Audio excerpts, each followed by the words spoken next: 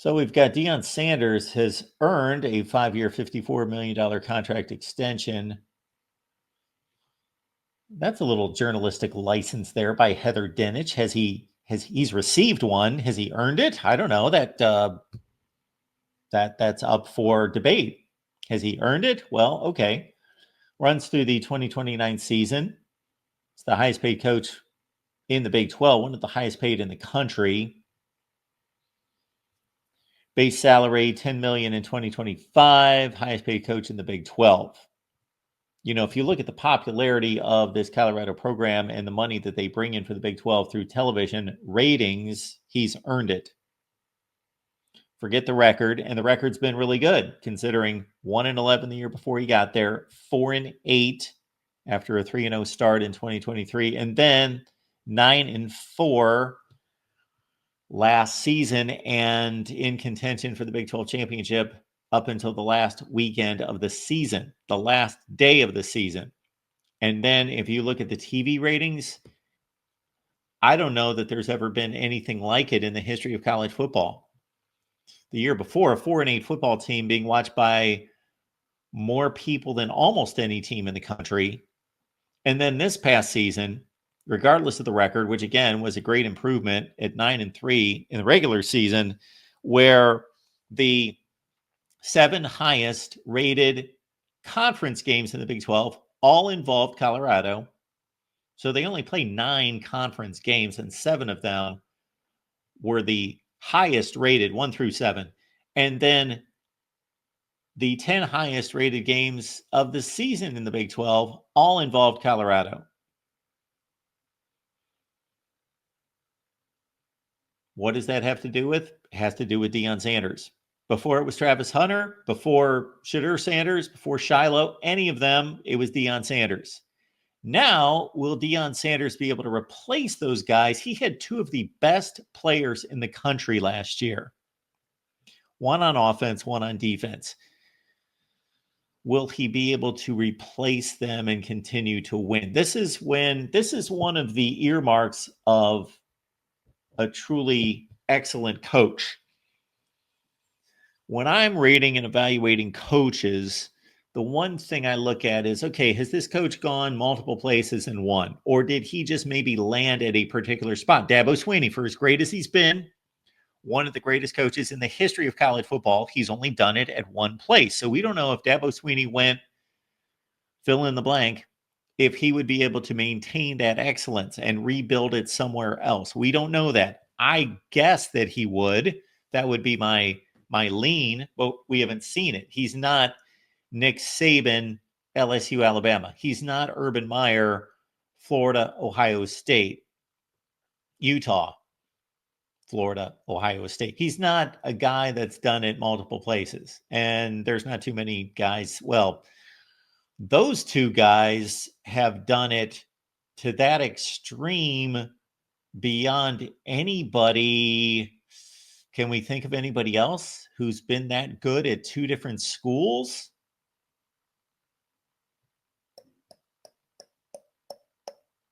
Wow, I'm going to be sitting here in silence trying to figure that one out for a while. I can't think of anybody who's been that good. Well, first of all, Urban Meyer's got the best winning percentage of all time, and Nick Saban is the most national championships. So they're arguably the 2 best of all time, at least statistically. And then, so to do it in 2 different places, I doubt if we can come up with anyone. And I am not coming up with anyone off the top of my head that was extremely, extremely successful. Like Steve Sarkisian won 60% of his games at Washington and USC, and now he's tearing it up at Texas. But Mike Elko had a nice little run for 2 years at Duke. You know, we're talking about nominal success. Mario Cristobal, Oregon and Miami, or Mark Richt at Georgia and Miami, go way back. I'd have to look up the records of Paul Bear Bryant at Kentucky and Texas A&M. I know that he won conference championships. So he would be a decent, but nowhere near those guys. So again, Deion Sanders, of course, won at Jackson State, but it's on a lower level. But here's the next hallmark of a great coach would be that he's won with with different cycles of players.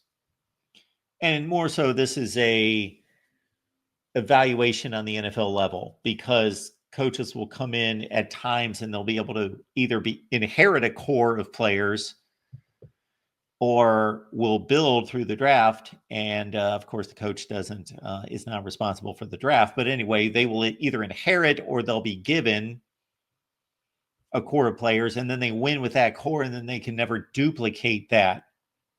When Tom Landry wins year after year after year after year for 20 years with different sets of players, and when Joe Gibbs wins 3 Super Bowls with 3 different quarterbacks, when Bill Belichick wins, well, same quarterback there, but obviously different teams over and over and over. That one could be debated, but that's kind of the other litmus test.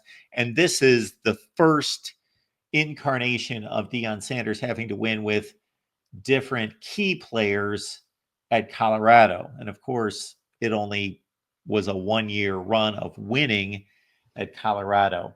But those are not knocks against him. He has not had the opportunity to show that as of yet. But in terms of popularity and TV ratings, he's earned this raise. 10 million next year, 10 million in 2026, then it pops up to 11 million, then 11 million, then 12 million in 2029. Look at this buyout. It's not much of anything. So if they've got to fire him, which I got to think, because of the popularity standpoint, he is going to have to lose to get fired. First of all, Colorado does not have high standards. Number 2, it's Deion Sanders. And even 3 years from now, 4 years from now, if he's losing, he's still going to pull. It's going to be greatly diminished, but TV numbers, he's still going to pull TV numbers. Okay. So if he accepts another coaching job, so I looked at it from the Colorado standpoint of firing him, but in terms of a buyout, starts at 12 million. That's not much. 12 million. They don't even have to buy out the entire contract. Only a small pittance of the contract. 12 million. That's after one season. Then it goes to 10, then 6, then 4 and 3, and then it's basically not even worth talking about. He can retire from coaching, though, without having to pay damages to the university, as long as he doesn't come back and coach. And we know what he's achieved at Colorado. We've talked about that. He says he's excited. And the only reason I'm going through this quote is because it's Deion Sanders. He may have said something unique as opposed to the other typical quotes by any coach that would receive a contract extension. Greatness at the university, on and off the field. We've got a lot of work to do. I wouldn't want to be anywhere else but here, making history. Okay, so we threw something out there at the end there.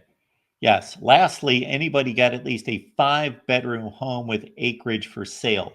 I do not.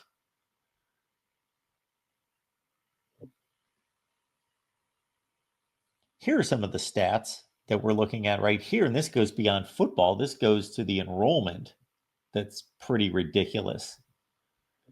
The university cited Sanders' impact on the school and its community, noting that applications have increased 20% from a year ago to 67,000, including an 18% increase in applications from out of state.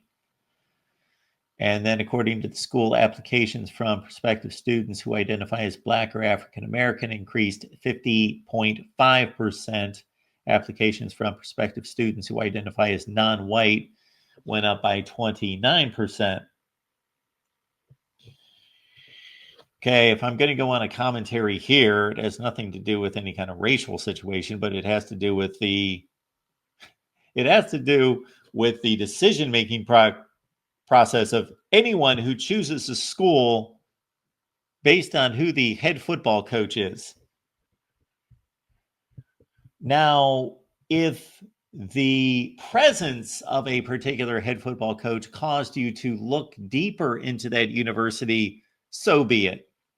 But if you simply are choosing a university based on the head football coach. Where are these parents? Where are they?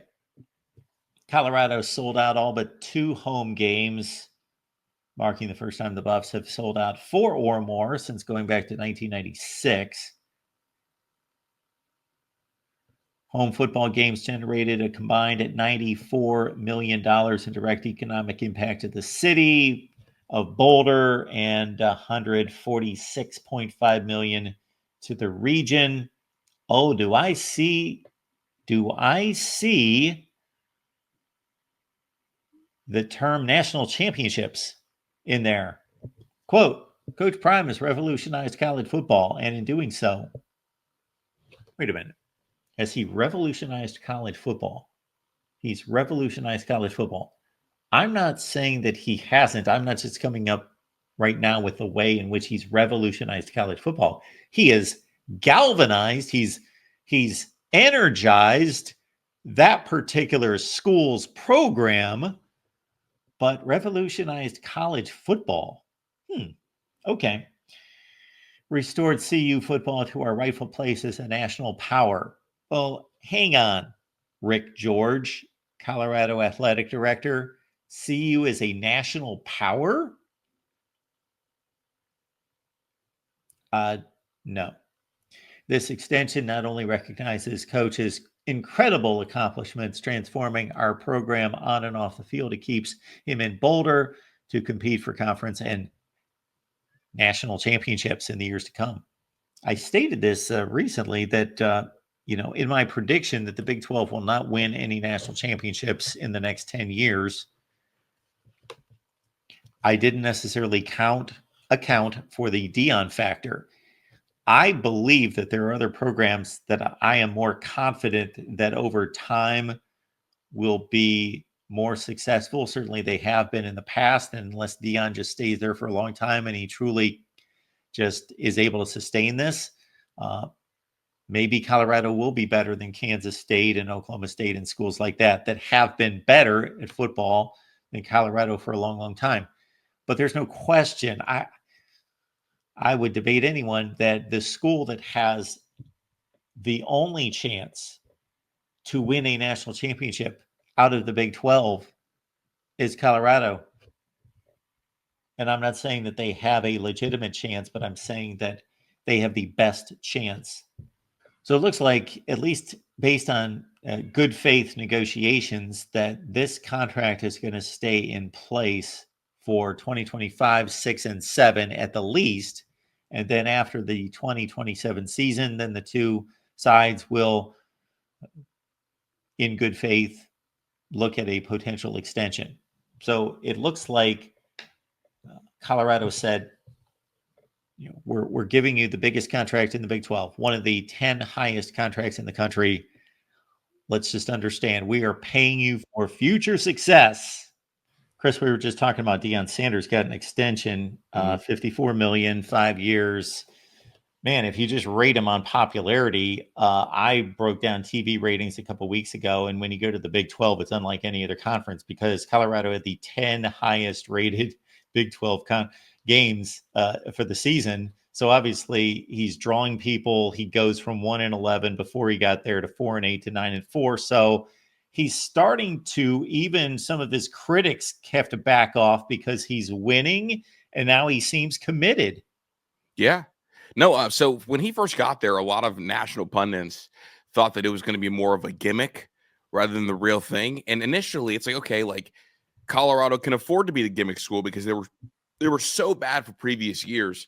And when Prime got there, when Deion Sanders got there, immediately like spikes in, applications, like everything with the school went up. They had all these deals now with the school, merch sales went up. I mean, they sold out all the Colorado, Prime merch twice in the first like 3 months of him being there. And so it had its financial gain. And then he started winning, right? And it went from, okay, yeah, this is gimmicky to, wait a second, he's generating money and he's starting to turn the program around a little bit.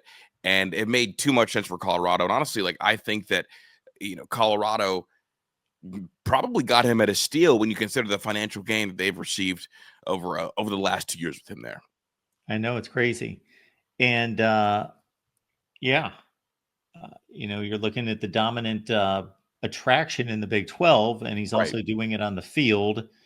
And the only point that I made that he has yet to prove, although if you include Jackson State, is that great professional coaches show that they can go through different cores of players. Like Joe Gibbs back in the day with the Right. Can you Washington go through Redskins, core three number different 2? Like, quarterbacks, won right. Super Bowls. Tom Landry sticking around for 20 years and winning every year, that sort of thing. And then the college equivalent to that for me is Dabo Sweeney, for as good as he is, has only done it at Clemson. So we don't Mhm. know if he could take his show on the road and you could just drop him into Manhattan, Kansas, and he could win in Kansas State, where Urban Meyer, Utah, Florida, Ohio State, even Nick Saban.